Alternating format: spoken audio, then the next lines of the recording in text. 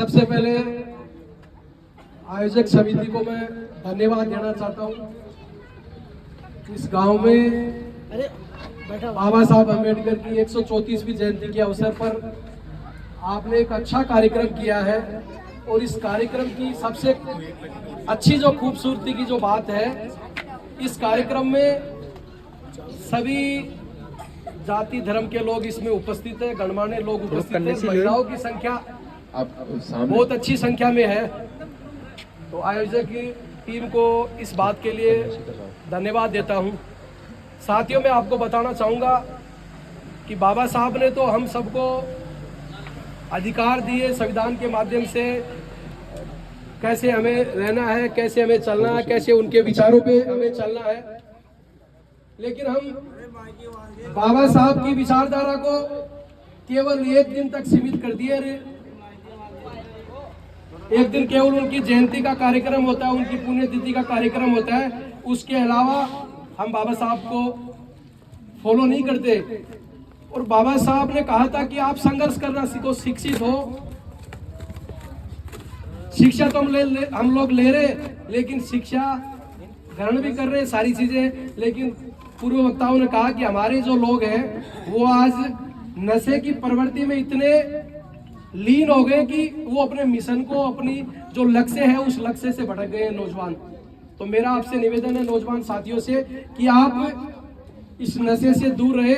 नशे से आप लोग दूर रहेंगे तो मैं ये कहता हूँ कि जीवन में आप कुछ बने ना बने, लेकिन नशा नहीं करोगे तो आप एक अच्छा नागरिक जरूर बन जाओगे। तो इसलिए हमारे अगर तबकों में अगर आगे जिन लोगों ने नशे से दूर रहा, उन परिवारों की आप हमारे यहाँ गांव में आप स्थिति उठा लो। मैं ज्यादा लंबी दूर की बात नहीं कर रहा। जिन परिवारों ने नशे से दूरी बनाई, उन परिवारों की आप आर्थिक, सामाजिक, शैक्षणिक की स्थिति आप उन परिवारों की दीजिए। आज वो कहाँ है? और जो लोग आज भी नशे की जंजीरों में जकड़े हुए हैं, वो लोग आज भी वैसी की वैसी थी, पहले से बदतर स्थिति है। तो इसलिए इस नशे की प्रवृत्ति से आप लोगों को दूर होना है। दूसरा, हमें अपना भाईचारा खत्म नहीं करना है, सभी जाति धर्मों को हमें साथ लेकर चलना है। हमें ये नहीं बताना कि भाई बाबा साहब एक तबके के थे, किसी SC/ST के लिए थे, बहुजन समाज के सभी जाति धर्मों के लिए बाबा साहब ने काम किया था। संविधान से आज देश चलता है, तो हमें ये कहना ही नहीं चाहिए कि किसी SC/ST के व्यक्ति या किसी अन्य व्यक्ति के लिए बाबा साहब ने काम किया। संविधान का मतलब सबके लिए। आज संविधान में ऐसी व्यवस्थाएं हैं जिससे ये देश चल रहा है। कोई धार्मिक ग्रंथों से थोड़ी देश चलता है, देश तो बाबा साहब के लिखे संविधान से चलता है। इसलिए संविधान को सारे देश के लोग मानते हैं, संविधान से ही देश चल रहा है। तो बाबा साहब ने हर जाति, बिरादरी, हर तबके के लिए बाबा साहब ने काम किया है। बाबा साहब की विचारधारा को आपको ज्यादा से ज्यादा जन जन तक आपको पहुंचाना है। और आपको मैं थोड़ा सा बताना चाहूंगा कि आपको साथियों, सबसे ज्यादा हमारे लोगों में कमी क्या है कि नए नए लोग आपके पास में आते हैं, नए नए फॉर्मूले लेके आते हैं, नई डिजाइनिंग करके लेके आते हैं बाबा साहब के अनुयायियों को लूटने के लिए। साथियों, नए नए लोग आपके पास नए नए थॉट्स लेके आएंगे, नए नए डिजाइन लेके आएंगे कि बाबा साहब के अनुयायी जो हैं उनको कैसे गुमराह किया जाए, कैसे उनका उपयोग किया जाए। तो साथियों, आपको समझने की जरूरत है, जो नकली जो लोग हैं, जिन लोगों का बाबा साहब से कोई वास्ता नहीं है, वो लोग आपके बीच में आएंगे, आपको बरगलाएंगे, आपसे नाटकबाजी करेंगे, आपके साथ, आपकी भावनाओं के साथ में खेलेंगे। तो आपको समझना है कि कौन अपना है, कौन अपना नहीं है। ये चीजें हमें समझने की जरूरत है। दूसरा, मैं साथियों आपको बताना चाहूंगा कि हमें अपने लोगों को पॉलिटिकली रूप से साउंड अप करना पड़ेगा। बाबा साहब कहा करते थे कि राजनीति वो मास्टर चाबी है जिससे सारे ताले खोले जा सकते हैं। साथियों, हम लोग इस रास्ते को हमने छोड़ दिया और हमारी इतनी बड़ी संख्या होने के बाद भी, हमारी इतनी बड़ी पॉपुलेशन होने के बाद में भी आज हम अंतिम छोर पे बैठे। जिन लोगों की संख्या नहीं है, जिन लोगों का कोई सिस्टम नहीं है, वो लोग आज सत्ता पे काबिज हो गए।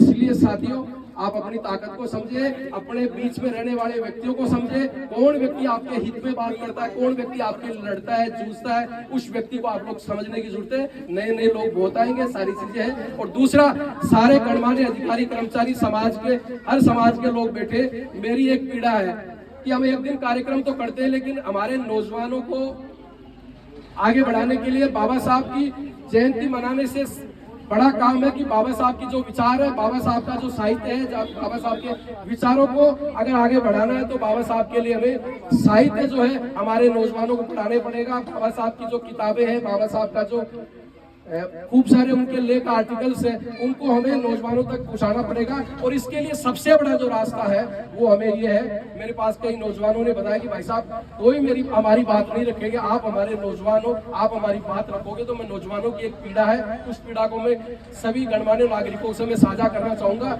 कि इस अम्बेडकर स्मारक पर हम ऐसी एक लाइब्रेरी का डेवलपमेंट करें ताकि हमारे जो नौजवान है वो पढ़ने के लिए उनको एक जगह मिले। क्योंकि आज हम बात करें, हमारे नौजवानों का समय संसाधन दोनों बर्बाद हो रहे।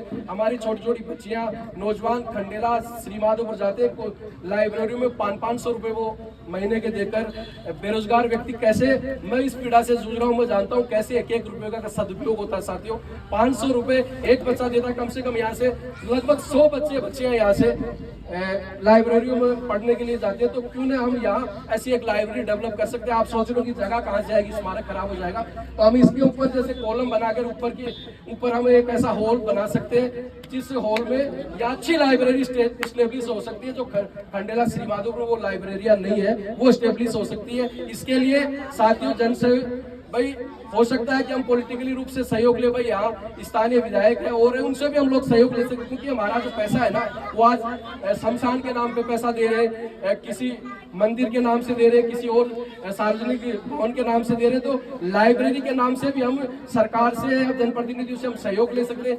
अगर उनसे सहयोग नहीं ले सकते तो दूसरा रास्ता है कि जन सहयोग से हम सब लोग जो बैठे हैं एक निर्णय लेकर जाए कि हम जन सहयोग से लाइब्रेरी की स्थापना या दुलेपुरा में करेंगे, ताकि हमारे नौजवानों को, हमारी बेटियों को, हमारी बहनों को, हमारे युवाओं को या पढ़ने के लिए बाबा साहब की विचारधारा वो आगे बढ़े, बच्चों को यहाँ पढ़ने के लिए एक अच्छी सुविधा उपलब्ध हो। तो इसके लिए आप जन सहयोग से एक ऐसा हम लाइब्रेरी निर्माण कर सकते हैं जिसमें हमारे लायक भी कोई अपेक्षित सहयोग होगा, हम भी सहयोग करेंगे। लेकिन ये पहल हम सब लोगों को, आज क्योंकि आज इतनी संख्या में हम लोग इकट्ठे हुए, अब साल भर में हम इतनी बड़ी संख्या में इकट्ठे नहीं हो सकते, तो ऐसा एक अच्छा निर्णय ले। बहुत से भामा साहब बैठे, रामपाल जी अंकल जी बैठे, बहुत से अधिकारी कर्मचारी बैठे, तो ये लोग ऐसे लोग हैं जो अकेले भी कर सकते हैं। लेकिन हमें जन सहयोग से ऐसी लाइब्रेरी का निर्माण करें ताकि हमारे इस विचार को आगे से आगे बढ़ाता रहे। धन्यवाद, आप सब लोगों ने मुझे समय दिया, सुना, इसके लिए धन्यवाद। जय भीम। धन्यवाद। Thank you.